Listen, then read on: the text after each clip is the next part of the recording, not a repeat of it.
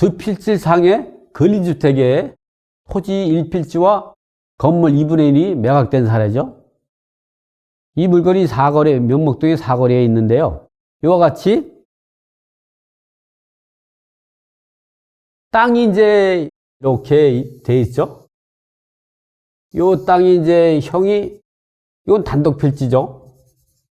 하나의 필지를 가지고 있고, 동생은 이렇게 땅을 가지고 있습니다. 이게 동생이 이 단독 필지죠. 그런데 이제 건물은 어떻게 되냐? 건물은 이제 이렇게 돼 있습니다. 이렇게 이 건물을 형이 2분의 1, 동생이 2분의 1 이렇게 소유하고 있었죠. 이게 결국 뭐냐면 땅은 이렇게 한 필지, 단독 필지로 돼 있고, 동생도 단독 필지지만 건물만 형과 동생이 사이좋게 2분의 1씩 공동 소유하고 있었습니다. 그러다 보니까 이 형 땅하고 형 건물 이제 2분의 1이 매각이 되니까, 이러한 경우 우리가 동생이 이거를 사고 싶어 하는데, 우리가 보면 공유자 우선 매수를 할 수 있느냐 이런 얘기죠. 할 수 없는 게 몇 가지 사례가 있죠. 공유물 분할 청구에 의한 소송 중에서는 당사자가 있기 때문에 공유자 우선 매수 할 수 없다. 또 이 구분 소유적 공유 관계에서 이제 공유자 우선 매수 할 수가 없죠. 구분 소유적 공유 관계라는 거는 이렇게 하나의 필지에 등기부에 하나 A가 2분의 1, B가 2분의 1 있지만, 이런 상태에서 A가 건물을 가지고 있고 B가 건물을 가지고 있다. 이러면 이런 상태에서 땅만 경매가 되든 공매가 들어가든, 이런 경우는 엄연히 이거는 A 거, 이거는 B 거, 이렇게 구분 소유적 공유 관계가 돼 있기 때문에 이러한 경우는 구분 소유적 공유 관계를 할 수가 없어요. 또 이번엔 뭐냐면 지금과 같이 일괄 매각할 때,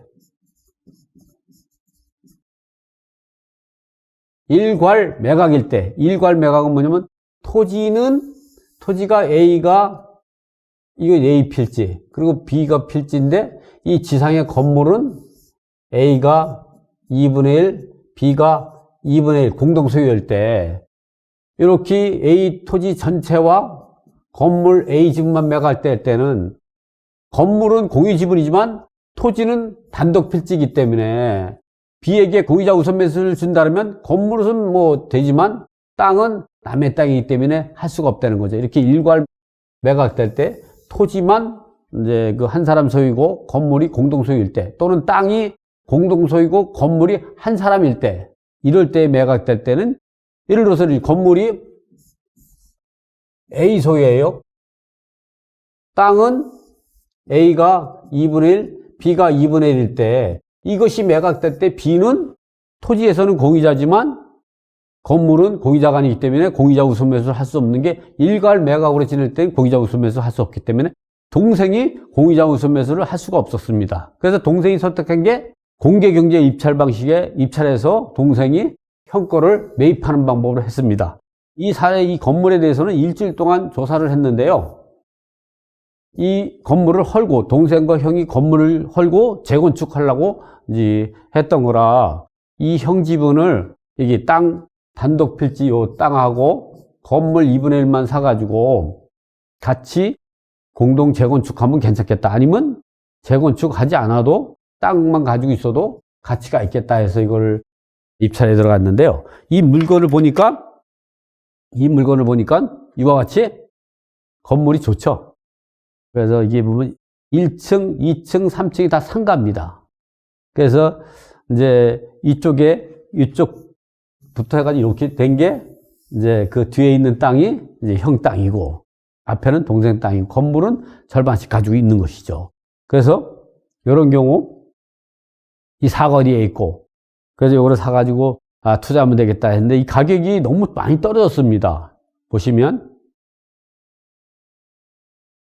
감정가가 10억 정도가 됐는데요. 10억 1631만 7670원인데 얼마까지 떨어지냐면은 3억 4850일까지 떨어졌죠. 그래서 이 3억 8550만 원에 입찰하게 된 것이죠. 이 내용을 보면 앞에 있는 건물이 이 절반은 이제 동생 거가 먼저 지어졌습니다.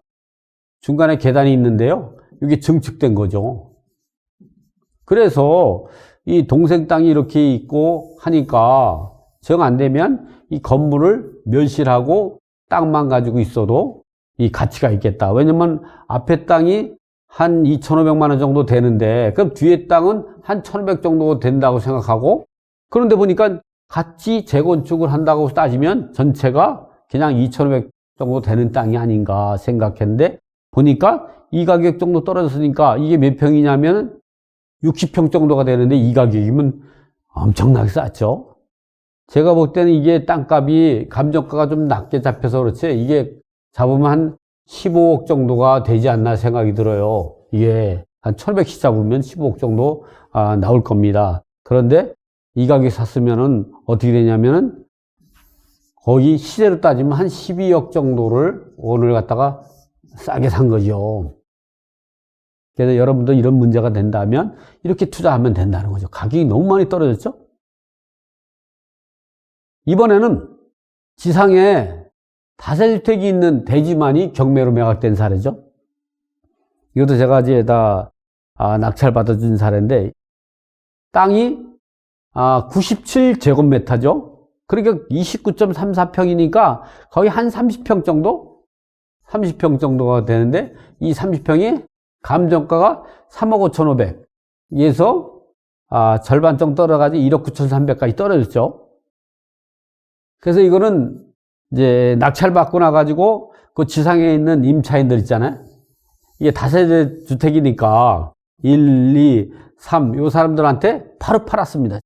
이게 잔금 치르기 전에 팔아가지고 이 돈 갖고 잔금을 치르고 이익을 볼 수가 있었기 때문에 이게 특수물건이라고 하잖아요. 그런데도 이렇게 빨리 신속하게 될 수가 있어가지고 여러분들 이런 거는 이렇게 다세주택이 있는데 이렇게 위에 이렇게 이제 보면 6세대 그러니까 4에서 6세대 정도 있는 대지가 이렇게 그 전체가 땅이 나왔다. 그러면 이런 경우는 여러분이 땅을 낙찰받는데 중요한 거는 우리가 그러면 지상에 건물이 있고 그 건물이 단독주택일 수도 있고 주택일 수도 있고 다세대 주택일 수도 있죠. 있을 때 이 땅을 낙찰받을 때 우리가 유의할 점이 뭐냐면 법정지상권에 대해서 이야기를 많이 하죠. 법정지상권 성립하느냐 안 하느냐 이걸 많이 따지죠. 근데 사실은 실제 여러분이 투자 보면 이름이 법정지상권은 사실은 법정지상권보다 더 무서운 게 뭔지 아세요?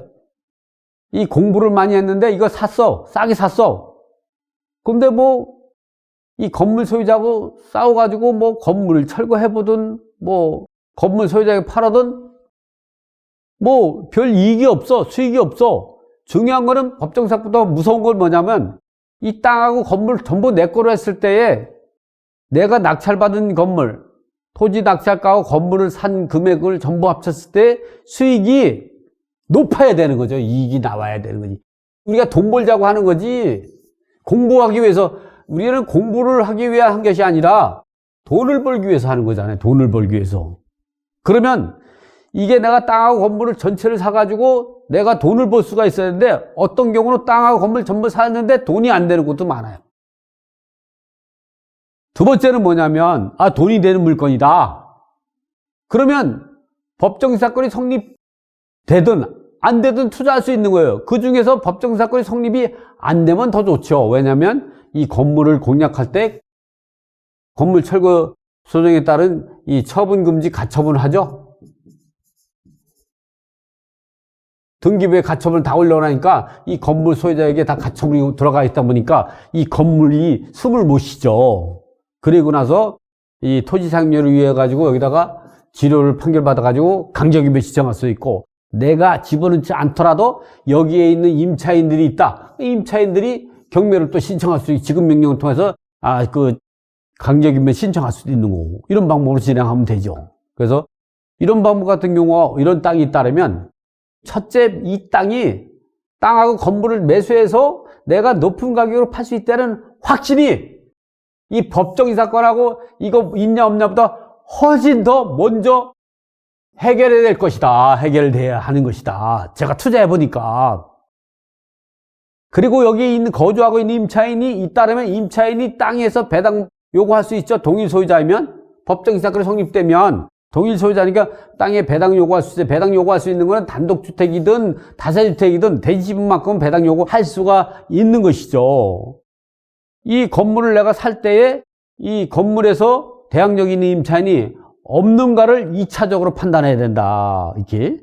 첫 번째는 건물이 좋아야 된다. 두 번째는 법정사가 성립되냐 안 되냐를 판단을 하는데 당연히 법정사가 성립되면 토지와 건물 소유자가 동일이다 보니까 이 건물에 있는 임차인들이 배당 요구를 할 수가 있고 배당 요구를 하다 보면 건물의 임차인들이 대항력이 상당히 줄어든다. 임차분 인수할 금액이 상당히 줄어든다. 여기까지 우리가 생각해야 된다. 이렇게 땅만 나왔을 때는 우리가 분석할 때는 첫 번째 이익이 될 수 있냐. 토지와 건물 전부 사서 이익이 될 수 있냐. 두 번째는 법정사건이 성립될 수 있냐 없느냐. 세 번째는 법정사건 성립되면 이 건물에 있는 사람들이 토지에 대해서 배당 요구할 수 있는 우선 변제권이 있기 때문에 여기서 배당 요구해서 건물을 내가 토지만 이렇게 가처분하고 또는 법정사건 성립 안 되더라도 건물을 경매에 넣었을 때에 여기에 내가 토지를 낙찰받았을 때 인수할 권리가 얼마나 되는가 이렇게 분석해서 입찰에 들어가면 성공할 수가 있는 거죠. 특히 이런 것들이 지상에 있는 게 꼭 4세대나 6세대에 있는 게 좋죠. 이게 뭐 20대, 30세대는 복잡하죠.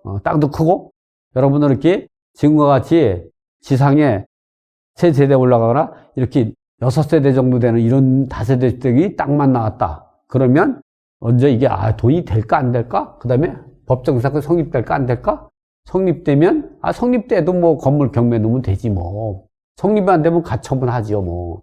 성립이 안 되면 건물에 있는 사람이 배당 요구할 수 있는 권리는 없겠지만 성립이 되면 배당 요구할 수 있는 권리가 있다. 그러면 배당 요구해가지고 건물에 있는 대항력이 얼마나 줄어드는가를 판단하고 나중에 건물을 경매 놓던 또는 여기 임차인이 경매 놓던 내가 이제 낙찰받으면 토지와 건물 전체를 낙찰받아서 지금과 같이 수익을 올릴 수 있다. 또는 그러한 과정에서 건물 소유자에게 땅을 팔아가지고 대지분만큼 팔아가지고 각자의 전유면적 비율대로 해서 땅을 지분으로 팔게 되면 이 건물 소유자도 좋고 토지를 낙찰받은 사람도 좋고 누이 좋고 매부 좋고 이런 상황이 되는 것이죠.